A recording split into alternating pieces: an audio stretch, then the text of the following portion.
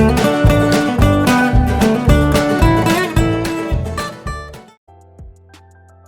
இயேசுவுக்குள் பிரியமானவர்களே, திருவழிபாட்டின் புதிய ஆண்டில் இன்று நாம் அடியெடுத்து வைக்கின்றோம். திருவருகை காலத்தின் முதல் ஞாயிறு.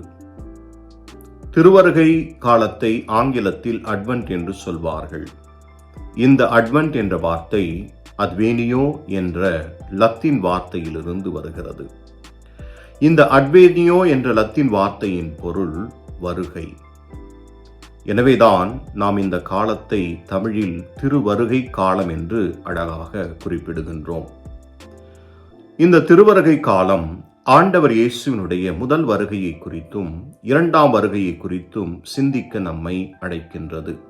அன்புக்குரியவர்களே, 2000 ஆண்டுகளுக்கு முன்பாக இயேசு மனிதனாக பிறந்து மனு உரு எடுத்ததை அவருடைய முதல் வருகை என்று நாம் குறிப்பிடுகின்றோம். இந்த முதல் வருகையை கிறிஸ்து பிறப்பு விழாவாக ஒவ்வொரு ஆண்டும் கொண்டாடுகின்றோம். இந்த கிறிஸ்து பிறப்பு விழாவிற்கு தயாரிக்கின்ற காலமாக இந்த திருவருகை காலம் நமக்கு அமைகின்றது. அதோடு மட்டுமல்ல, இந்த திருவருகை காலம் இயேசுவினுடைய இரண்டாம் வருகையை குறித்தும் சிந்திக்கவும் தியானிக்கவும் அதை விழிப்போடு எதிர்நோக்கி காத்திருக்கவும் நம்மை அழைக்கின்றது. அன்பார்ந்தவர்களே, இன்றைய வாசகங்கள் ஆண்டவர் இயேசுவினுடைய இரண்டாம் வருகையை குறித்த ஒரு எச்சரிக்கை, ஒரு விழிப்புணர்வை நமக்கு கொடுக்கின்றது. அன்பார்ந்தவர்களே, இன்றைய முதல் வாசகம் இறைவாக்கினர் எரேமியா புத்தகத்திலிருந்து எடுக்கப்பட்டது. எரேமியாவின் காலத்தில் யூத நாட்டை ஆண்டவன் செதேக்கியா என்ற அரசன். இந்த அரசன் எரேமியாவினுடைய வார்த்தைக்கு செவி கொடுக்காமல் பாபிலோனிய மன்னன் நேபுகத்நேசாருக்கு எதிராக செல்லுகின்றான். எரேமியா கடவுளின் வார்த்தையாக செதேக்கியாவிடம் சொல்லுகின்றான், நீ பாபிலோனிய மன்னன் நேபுகத்நேசரிடம் சரணடைந்து விடு, அப்போது அவன் உன்னையும் நம் நாட்டையும் விடுவிப்பான், நமக்கு எந்த தீங்கும் நேரிடாது என்று ஆண்டவர் சொல்லுகிறார் என்று எரேமியா குறிப்பிடுகின்றார். ஆனால் எரேமியாவின் இந்த இறைவாக்கை கேளாமல் செதேக்கியா பாபிலோனிய மன்னன் நேபுகத்நேசாருக்கு எதிராக செல்லும் போது அவனை கைது செய்கின்றான். கைது செய்த அவன் கண் முன்னே அவன் மகன்களை கொன்று அவனுடைய கண்களை பிடுங்கி அவனை அடிமையாக பாபிலோனுக்கு இழுத்துச் செல்லுகின்றான். செதேக்கியா என்ற இந்த மன்னன் கடவுளின் சொல்லை கேளாததால் எருசலேம் நகரும் அழிகின்றது. பாபிலோனிய மன்னன் அவனுடைய படைகளும் எருசலேமையும் அதன் குடிகளையும் தீக்கி இரையாக்கினார்கள், சூறையாடினார்கள், மக்களை நாடு கடத்தினார்கள். எருசலேமில் வாழ்ந்த மக்கள் அவர்கள் எரேமியாவினுடைய இறைவார்த்தையை கேளாமல் செதேக்கியா பாபிலோனிய மன்னனுக்கு எதிராக சென்றதால் அவர் அடிமைகளாக மாறிப்போனார்கள். எனவே இப்படிப்பட்ட ஒரு சூழலில்தான் எரேமியா இறைவாக்கினர் யூத மக்களுக்கு ஒரு நம்பிக்கை செய்தியை கொடுக்கின்றார். அதாவது தாவீதிலிருந்து ஒரு இளம் தளிர் தோன்றும் என்று நம்பிக்கை செய்தியை சொல்லுகின்றார். யூத மக்களோடும் இஸ்ரேல் மக்களோடும் ஆண்டவர் செய்த வாக்குறுதியை அவர் நிறைவேற்றுவார்.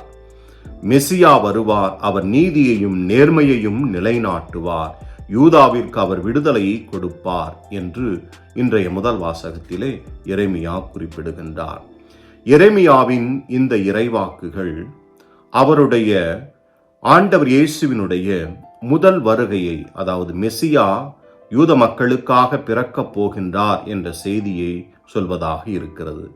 அதனால்தான் தாவீதின் ஊரிலே பெத்லெகேமிலே ஆண்டவர் இயேசு தன்னுடைய முதல் வருகையின் போது குழந்தையாக அங்கு பிறந்தார் என்பதை நாம் பார்க்கின்றோம்.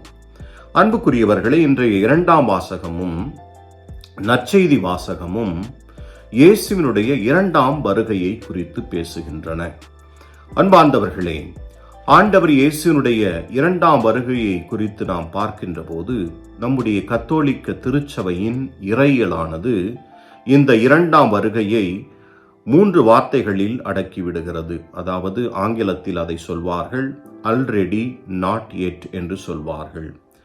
அது ஏற்கனவே நிகழ்ந்து விட்டது, ஆனால் இன்னும் இல்லை என்று அதை மொழிபெயர்க்கலாம். already not yet என்றார். அதாவது இந்த முரண்பாட்டு வாக்கியம் என்ன சொல்லுகிறது என்றால், இயேசுவினுடைய இரண்டாம் வருகை ஏற்கனவே நிகழ்ந்து விட்டது, ஆனால் அது இன்னும் முழுமை அடையவில்லை. அது ஒரு நாள் முழுமை பெறும். அந்த நாள் தான் இயேசுவினுடைய இரண்டாம் வருகை நாள். அதற்காகத்தான் நாம் காத்து கொண்டிருக்கிறோம் என்று திருச்சபை நமக்கு சொல்லுகிறது. அதாவது ஆண்டவர் இயேசுவினுடைய வருகை ஏற்கனவே தொடங்கிவிட்டது. அது கொஞ்சம் கொஞ்சமாக நிகழ்ந்து கொண்டிருக்கிறது. அது ஒரு நாள் முடிவுக்கு வரும். அந்த நாள் தான் இயேசுவினுடைய இரண்டாம் வருகை நாள் என்று சொல்லுகிறது. அன்பார்ந்தவர்களே, இரண்டாம் வருகை என்றால் ஏதோ ஆண்டவர் இயேசு வானத்திலிருந்து இறங்கி வருவார் என்று நாம் புரிந்து கொள்ளக்கூடாது. அப்படி புரிந்து கொண்டோம் என்றால், இதுவரை ஆண்டவர் இயேசு இப்போது நம்மிடம் இல்லை, வேறு எங்கோ இருக்கின்றார். அவர் இரண்டாம் வருகையின் நாளின் போது அவர் நம்மை தேடி வருவார் என்று நாம் அர்த்தம் கொள்வதாக மாறும். அப்படி அல்ல. ஆண்டவர் ஏதோ எங்கோயோ அமர்ந்து கொண்டு இரண்டாம் வருகையின் போது நம்மை தேடி வருகிறார் அல்ல. மாறாக அவர் சொல்லி இருக்கின்றார், உலகம் முடியும் வரை நான் உங்களோடு இருக்கிறேன் என்று. எனவே ஆண்டவர் இயேசுவின் இரண்டாம் வருகை ஏற்கனவே தொடங்கிவிட்டது. அது கொஞ்சம் கொஞ்சமாக நகர்ந்து கொண்டிருக்கிறது. அது அந்த இறுதி நாளிலே அந்த முழுமை பெறும் என்பதைத்தான் இந்த இரண்டாம் வருகையின் இறையியல் நமக்கு சொல்லுகிறது. எனவேதான் பல இறையியலாளர்கள் இந்த இரண்டாம் வருகையை குறித்து பேசுகின்ற போது செகண்ட் கமிங் என்று சொல்லாமல் அதை செகண்ட் மேனிஃபெஸ்டேஷன் என்று சொல்வார்கள். அதாவது இரண்டாம் வருகை அல்ல, அது இரண்டாவது வெளிப்பாடு என்று சொல்வார்கள். அன்பார்ந்தவர்களே, இந்த ஆண்டவர் இயேசு மின்னேற்றத்தின் போது அவருடைய பிரசன்னம் நம்முடைய மனித கண்களிலிருந்து எடுத்து கொள்ளப்பட்டது, மறைக்கப்பட்டது. எனவே இந்த இரண்டாம் வருகையின் போது என்ன நடக்கும்? எடுத்துக்கொள்ளப்பட்ட அந்த இறை பிரசன்னம் நம்முடைய கண்களுக்கு மீண்டும் முழுமையாக தோன்றும், கிடைக்கும். அதுதான் இந்த இரண்டாம் வருகை. அதைத்தான் இரண்டாம் வெளிப்பாடு என்றும் நாம் சொல்லலாம். முதல் வெளிப்பாடு பெத்லெகேமிலே ஆண்டவர் இயேசு குழந்தையாக பிறந்தபோது நடந்தது. நம் கண்களால் அவரை பார்க்க முடிந்தது. அதே போன்று விண்ணகம் ஏறி சென்ற போது நம் கண்களிலிருந்து மறைக்கப்பட்ட அந்த ஆண்டவர் இரண்டாம் வருகையின் போது நம்முடைய மனித கண்களுக்கும் தோன்றுவார். நாம் அவரை கண்ணெதிரே காண்போம். நம்முடைய கண்களால் அவரை கண்டு அவருடைய மாட்சியையும் அவருடைய மேன்மையையும் நாம் புரிந்து கொள்வோம். இதுதான் இரண்டாம் வருகை என்று நம்முடைய கத்தோலிக்க திருச்சபையினுடைய இறையியலானது நமக்கு எடுத்து சொல்லுகிறது. இயேசுவுக்குள் பிரியமானவர்களே, இன்றைய வாசகங்கள் இந்த இரண்டாம் வருகைக்காக நம்மையே தயாரிக்க வேண்டும் என்று நமக்கு ஒரு செய்தியை கொடுக்கின்றன. குறிப்பாக இரண்டாம் வாசகமும் நற்செய்தியும். இரண்டாம் வாசகத்தில் பவுலடிகளார் ஆண்டவர் இயேசுனுடைய இரண்டாம் வருகையை குறித்து குறிப்பிடுகின்றார். இந்த இரண்டாம் வருகையின் போது ஆண்டவரை எதிர்கொள்ள நாம் கட்டளைகளை கடைபிடித்து அவருக்கு ஏற்புடைய வாழ்க்கையை வாழ வேண்டும். அதோடு நாம் ஒருவர் மீது கொண்டிருக்கிற அன்பில் மென்மேலும் வளர வேண்டும் என்று சொல்லி பவுலடிகளார் நமக்கு அறிவுரை சொல்லுகின்றார். இயேசுவினுடைய இரண்டாம் வருகைக்கு இந்த அறிவுரைகளை கடைபிடித்து நாம் வாழுகின்ற போது அந்த இரண்டாம் வருகையை உள்ள உறுதியோடு நம்மால் எதிர்கொள்ள முடியும் என்று சொல்லி பவுலடிகளார் நமக்கு குறிப்பிடுகின்றார். எனவே பவுலடிகளாரின் சிந்தனையின்படி கடவுளின் கட்டளைகளை கடைபிடித்து அவருக்கு ஏற்புடையவர்களாக ஒருவரை அன்பு செய்து நாம் வாழ வேண்டும் என்று நாம் புரிந்து கொள்ள வேண்டும்.